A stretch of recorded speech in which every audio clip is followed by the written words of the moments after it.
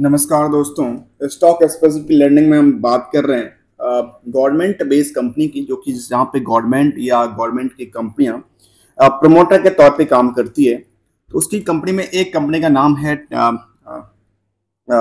Tamil Nadu news prints Tamil Nadu news prints and papers limited.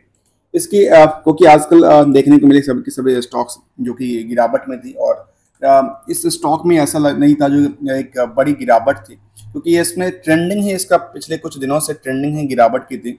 ऐसा नहीं कहा जा सकता इसके स्टॉक चलती बुलती स्टॉक्स में गिरावट आ गई, क्योंकि मार्केट में थोड़ा सा पुल बैक आया था, और पुल बैक के बाद दोबारा जो गिरावट हुई लंबी गिरावट थी, और वो लंबी गिरावट केवल केवल इलेक्शन रिजल्ट को लेकर के थी।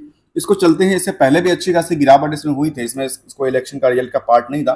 इससे पहले भी देखें तो इसमें लंबी लंबी गिरावट हुई थी, लंबी तौड़ी इस दोनों डेट को देखें तो इसमें इससे ज़्यादा गिरावट आ जाती है। तो इसका चार्ट जो दिखती है वो लगातार दिखती है, जो ये डिक्लाइन करती जा रही है, थोड़ा सा पुल बैक आता है फिर डिक्लाइन होती है। अब यहाँ से क्या होगा स्टॉक्स में, ये एक जानने वाली बात है। क्या इसका मार्केट उस हिसाब से रिएक्ट कर पाएगी, जो कि फंडामेंटल्स के स्ट्रॉन्ग, अभी तो सब के सब सेटअप हुए हैं, फंडामेंटल्स के बेसिस पे हो सकता है। तो जानते हैं 231 रुपये के आसपास के प्राइस निकल के, जो कि 7-8% गिरावट में था। इसके 52 की हाई की बात करें तो 330 के आसपास, और लो की बात करें तो 202 के आसपास निकल के आते हैं। अर्थात 100 में सीधे देखो तो 130 रुपये के आसपास का जो पुल बैक था एक सर्टेन पीरियड में, जो कि एक साल को डेटा को बेस ले लें, 1 ईयर के डेटा को बेस लेते हुए, तो एक अच्छा पुल बैक रहा है। देखा है तो 200 में 100 रुपये का इंक्रीज होता है तो अच्छा खासा इंक्रीज हो जाती है, पर करीब 50% के आसपास की इंक्रीज मिलती है। इस कंपनी के बारे में यहाँ पे देखें तो निकल के आती है ROE करीब 13 के आसपास है, और PBV भी करीब 5.77 के आसपास निकल के आती है। Company papers and paper product के अंदर काम करती है, और BSE स्मॉल कैप की कंपनियाँ आती है, और ये जो प्रमोटेड है वो इसके हम देखें क्या निकल के आते हैं, क्योंकि इससे पहले हमने एक स्टडी किया था, उसमें क्या था, जो कुछ फॉरेन कंपनी में इसमें इन्वेस्टेड था, जो कि एक प्रमोटर के तौर पे था, लेकिन उसको ये जो BSE के PSU इंडेक्सेशन है उसके ऊपर ये दिख रहा था, इसीलिए हमने इसको चूज करके लेके आए थे। इसमें देखा जाए तो एक साल के चार्ट को जिस तरह हमने कहा कि नियरली 50% के आसपास का जंप देखने को मिला है अभी तक के डेटा, एक निचले स्तर से लेकर के ऊपरी पुल बैक तक। यहाँ पे देखने को आते हैं जो स्टॉक्स में बहुत बड़ी ये नहीं थी, यहाँ पे स्टॉक एवरेज के आसपास कामकाज करती है। एवरेज का मतलब ये हो गया, यहाँ पे देखेंगे तो यहाँ पे स्टॉक में एवरेज वैल्यू निकल के आती थी, दोबारा इसमें एवरेज वैल्यू निकल के आ रही है, बार बार इसमें एवरेज वैल्यू के एवोल्यूशन के आसपास कैलकुलेट करके निकल रही है। लेकिन एवरेज वैल्यू देखें तो कई बार इसने एवरेज वैल्यू इसी के आसपास लेके आई है अभी भी, और जिसको थोड़ा सा मुझे लगता है ऊपर ये इस तरह से होना चाहिए, यहाँ यहीं पे एवरेज वैल्यू लेके आई, और ये इसी एवरेज वैल्यू पर इसने कई बार स्टॉक्स आई है, ऐसा नहीं जो केवल इलेक्शन रिजल्ट को लेकर के मार्केट में इस तरह से चीज़ें आई है। तो चलिए आगे और समझते हैं पिछले 5 दिन के डेटा क्या कहते हैं। 5 दिन के डेटा में थोड़ी सी गिरावट जो थी वो लंबी गिरावट हो गई, लेकिन उसी आकार में ये जंप भी किया है, ऐसे 1 महीने के, 3 महीने के और 6 महीने के डेटा शो करती है। चलते हैं इसके साथ फाइनेंशियल पोजीशन की तरफ। और फाइनेंशियल पोजीशन क्या कहती है कंपनी के बारे में, इसमें लेटेस्ट अपडेट देखूँ तो यहाँ पे न्यूज़पेपर पब्लिकेशन, खुद न्यूज़पेपर कंपनी है, और न्यूज़पेपर पब्लिकेशन में क्या दिया है उससे पहले थोड़ा सा और जाने कंपनी के बारे में। कंपनी के बारे में देखो तो कंपनी कहती है हमारे पास प्रोडक्ट जो है वो पेपर का है, पैकेजिंग बोर्ड्स और सीमेंट्स और मार्केटिंग नेटवर्क पे काम करती है कंपनी, जो कि इस वेबसाइट्स पे देखिए नाम इसका है तमिलनाडु पेपर्स एंड प्रिंट जो लिमिटेड है। सस्टेनेबिलिटी जो इनोवेशंस हैं उसमें मैन्युफैक्चरिंग हैं, प्लांटेशंस हैं, साथ में देखा तो इनिशिएटिव्स, कंप्लायंस बेस उन्होंने लिखा हुआ। यहाँ पे इनके पास थीम्स पे 2 तरह की थीम्स चलती है, revival wastelands to the 2 lakh amount दिख रहा है, serving world class the product to the awards, और ये कुछ इनके पास कुछ प्रोडक्ट भी है जो कि प्रोडक्ट कंपनियां बेचती है, पेपर मिल्स कैपेसिटी और पेपर्स मिल अर्थात कहा जा सकता है, पेपर मिल इनके पास है। इनके पास प्रोडक्ट में पेपर प्रोडक्ट आती है, साथ में देखो जो पैकेजिंग बोर्ड वगैरह बनाती है कंपनियां जो कि पेपर से बनती है, साथ में सीमेंट्स पे काम करती है कंपनी। सीमेंट में क्या करती है company, according to the generation 196 million ton by fly ash every year, और ये सीमेंट बनाती है लेटेस्ट एट द जिसमें कहती है जो कंपनी यूज कॉल्स शेनास special build tea from the Nilgiris to make paper at the mills. और इस first sustainability industries packaging award 2023 में इसको मिला था FICCI and water stewardships award 2023 में बनाया था बाय ICC के द्वारा। इस तरह के इसकी वेबसाइट्स में इंफॉर्मेशन, इसके बाद ढेर सारे सर्टिफिकेट्स देखने को मिलती है। हम इससे ऊपर जहाँ जाके केवल स्टॉक की तरफ चलते हैं और जानते हैं क्या है कंपनी। डिविडेंड पेइंग कंपनी लगती है और इसका जो है देखते हैं क्या है कॉर्पोरेट एक्शन हिसाब से देखा जाए तो क्या निकल के आती है। और कॉर्पोरेट एक्शन में देखा है तो कंपनी जो है वो थोड़ा सा डिविडेंड पेइंग कंपनी रही है, जो 24 में करीब 3 रुपये का डिविडेंड दिया है, जहाँ पे कंपनी का परफॉर्मेंस जो है लेबल्स भी बहुत बड़ा स्टॉक्स नहीं है, लेकिन एक तरह से डिविडेंड पेइंग कंपनी है, 24 में डिविडेंड दे चुकी है। तो इस एक्सपेक्टेशन से यहाँ पे डिविडेंड का पार्ट्स कम था, लेकिन फाइनल डिविडेंड का पार्ट जो है वो होना चाहिए। इंटरिम डिविडेंड यहाँ पे डिक्लेयर किया है तो फाइनल डिविडेंड भी AGM के साथ देना चाहिए, क्योंकि ये डाउन शेयर 2 रुपये का देखने को मिलता है। चलते हैं आगे और वो समझते हैं इसके रिजल्ट के पार्ट में। और रिजल्ट की पार्ट यहाँ पे अपडेटेड नहीं दिखता है, तो इसको हम यदि रिजल्ट की पार्ट को देखें इस कंपनी के, तो रिजल्ट की पार्ट आ चुकी है नहीं आ चुकी है। यहाँ पर रिजल्ट की पार्ट आ चुकी है, लेकिन BSE में ये कुछ टेक्निकल इशू की वजह से अपडेटेड नहीं है। चलते हैं इस कंपनी के रिजल्ट की पार्ट की तरफ। और रिजल्ट की पार्ट ये करती है कंपनी का, जो कि क्वार्टर टू क्वार्टर के हिसाब से देखा जाए तो क्वार्टर टू क्वार्टर के हिसाब से 1231 करोड़ के आसपास का निकल के आया, जो कि पहले ही 1241 करोड़ के आसपास था। इससे पहले भी अच्छा खासा इनका ग्रो लेवल हो चुका था।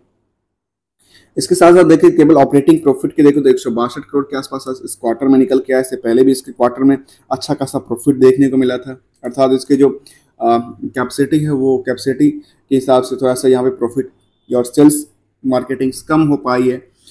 नेट प्रॉफिट को सीधा सा देखो तो करीब 33 करोड़ के आसपास निकल के आती है, और 33 करोड़ के आसपास निकल के आती है तो पिछले 2 पीरियड से अच्छा है, लेकिन उससे पहले के पीरियड से बिल्कुल ही डाउन शेयर देखने को मिली है पिछले 4-5 क्वार्टर से। तो ये थोड़ा सा इसमें डाउन शेयर भी देखने को मिला। अब इसका क्या हो सकता है यदि मार्केट का रिएक्शन अच्छा रहा है, क्योंकि अभी तो सबसे एक लेवल्स पे आ चुकी है मार्केट।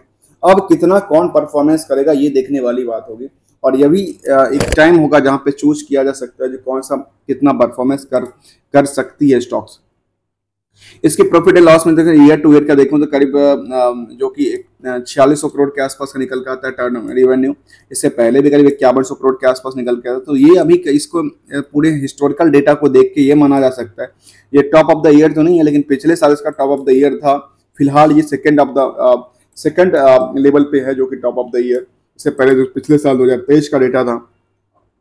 ऑपरेटिंग प्रॉफिट की बात करें तो ऑपरेटिंग प्रॉफिट भी करीब 16% के आसपास निकल के आती है, जो कि पिछले साल में करीब 19% के आसपास निकल के आती है। तो ये भी यहाँ पे थोड़ा सा डाउन शेयर देखने को मिला है, लेकिन एज पर द पोटेंशियल्स इसकी यदि भी बिजनेस रन होती रहती है तो उसमें अच्छा खासा ग्रो देखने को मिल सकता है। आगे क्या कहती है कंपनी के बारे में, जहाँ पे नेट प्रॉफिट को देखें तो करीब 208 करोड़ के आसपास निकल के आई है, जो कि 208 करोड़ जो है उससे पहले भी इसमें 388 करोड़ तक का प्रॉफिट बना चुका है कंपनी, और इसमें नुकसान भी कई पीरियड में हो चुका है ईयर टू ईयर के हिसाब से देखा जाए। तो इस हिसाब से कंपनी ने फिलहाल परफॉर्मेंस जो है वो अच्छी करती नजर आ रही है। और इसमें कंपाउंडेड सेल्स की बात करें तो कंपाउंडेड सेल्स में देखा जाए तो ये निकल के आती है जो कंपनी का ओवरऑल जो परफॉर्मेंस है वो थोड़ा 10% के आसपास ग्रो लेवल देखने को सेल्स 3% 19% के आसपास देखने को पिछला लास्ट 3 साल में अच्छा खासा परफॉर्मेंस करते नजर आ रहा है। कंपाउंड ग्रोथ की बात करें प्रॉफिट ग्रोथ के तो यहाँ पे पिछले 3 साल में करीब 65% के आसपास, लेकिन पिछले साल से जो वाई के हिसाब से देखा जाए तो ग्रो लेवल्स नहीं देखने को मिला है। स्टॉक प्राइस CGR की बात करें तो यहाँ पे कंपनी की परफॉर्मेंस एक तरह से एवरेज वैल्यू के हिसाब से निकलती है, और इक्विटी ऑन रिटर्न में भी इक्वल हिसाब से प्राइस परफॉर्मेंस निकल के आती है। शेयर होल्डिंग की बात करें तो शेयर होल्डिंग में हमने जब देखा था इसको तो ये वैसे तो निकल के आ रही थी, जो इसमें गवर्नमेंट की बेस कंपनियां इसमें प्रमोटर्स हैं, लेकिन इसको मैं वेरीफाई करें तो निकल के आते करीब 35% के आसपास प्रमोटर जो है वो प्रमोटर्स हैं, और कंपनी के अंदर करीब 65% के आसपास जो होल्डिंग है वो आम पब्लिक के पास है। आम पब्लिक के पास क्या रिएक्शंस देखने को मिलती है, जिसमें प्रमोटर के पास सबसे पहले देखो तो गवर्नमेंट ऑफ तमिलनाडु, अर्थात ये सभी में जो तमिलनाडु गवर्नमेंट की कंपनियां हैं, और तमिलनाडु गवर्नमेंट ने इस तरह से कंपनी जो गवर्नमेंट कंपनियां उससे आईपीओ करके फिर उससे पैसा इक्विटी बेच करके और उस बिजनेस को आगे रन कर रही है। लेकिन बिजनेस रन के बाद भी स्टॉक में उस तरह की पब्लिक का इंटरेस्ट नहीं जाग रहा क्योंकि इंटरेस्ट जागना का मतलब होता है जो कंपनी अच्छी खासी ग्रो लेवल्स दर्शाती है। लेकिन उस हिसाब से कई बार डाउन साइड देखने को मिला है, आगे और पोटेंशियल हो सकता है। एफ आई की बात करूँ तो एफ आई यहाँ पे करीब 5% के आसपास है। डी आई की बात करूँ तो डी आई करीब 15-16% के आसपास निकल के आती है, जिसमें कि H D F C L I C का नाम से निकल के आता है जो कि 2.5% से ज़्यादा पोजीशन में है। आदित्य बिरला सन लाइफ जहाँ पे 3% से ज़्यादा पोजीशन में है। H D F C mutual fund जहाँ के 3% से ज़्यादा पोजीशन में है। ICICI प्रूडेंशियल जहाँ पे 4% से ज़्यादा की पोजीशंस में है। तो कुछ ऐसे थे जहाँ पे देखें गवर्नमेंट के पास और देखें तो गवर्नमेंट के पास और कुछ निकल के आते। Tamil Nadu industrial development corporation limited, जिसके पास 1.5-1.25% के आसपास की पोजीशन यहाँ भी देखने को मिलती है। तो ओवरऑल गवर्नमेंट और उनके जो गवर्नमेंट और गवर्नमेंट की कंपनियां मिला करके देखा जाए तो ये 35 और एक 36% के आसपास की पोजीशन यहाँ पे देखने को मिलती है। पब्लिक की बात करें यहाँ पे 40% की पोजीशन है, उसमें से बड़ी नाम लोक प्रकाशन लिमिटेड का नाम निकल के आता है जो कि 7% से ज़्यादा पोजीशन होल्ड करती है यहाँ पे। साथ में देखा जाए तो कुछ मितेश मिश्रा मेहता करके आते हैं जिनके पास 4% के आसपास पोजीशन है, और एक और बाकी निकल के नहीं आता। ये कुछ 2 नाम ऐसे तरह के निकल के आ रहे हैं जो उनके पास अच्छी खासी पोजीशन जैसे स्टॉक में बनी हुई है, और ये स्टॉक्स में इनकी पोजीशन जो है वो लगातार बनती जा रही है, इनके पास स्टॉक में पोजीशन लगातार बढ़ाते जा रहे हैं। ऐसे ही लोक प्रकाशन की देखें तो लोक प्रकाशन में लगातार पोजीशन बढ़ती जा रही है पीरियड के हिसाब से। और अभी जैसे मार्केट सेटअप हुआ तो अभी दोबारा इसमें पोजीशन का क्या होगा, दोबारा सेटअप करेगा तो इसमें और भी सेटअप हो सकता है, होगा। चलते हैं आगे और समझते हैं कंपनी के एनालिसिस डेटा में, जहाँ पे आज भी मार्केट गिरने के बाद भी जब 7-8% गिरती है उसके बाद भी एज ऑन डेट के हिसाब से पिछले साल के डेटा को कंपेरेटिव लेकर देखा जाए तो क्या परफॉर्मेंस निकल के आता है पिछले कुछ पीरियड में। तो कई बार हमने जब कंपेयर करते हैं टाइम फ्रेम के हिसाब से तो कई बार हो सकता है यहाँ से लेकर यहाँ तक देखें तो डाउन साइड देखने को मिल सकती है, कई बार यहाँ से देखने को मिल सकती है, कई बार यहाँ से।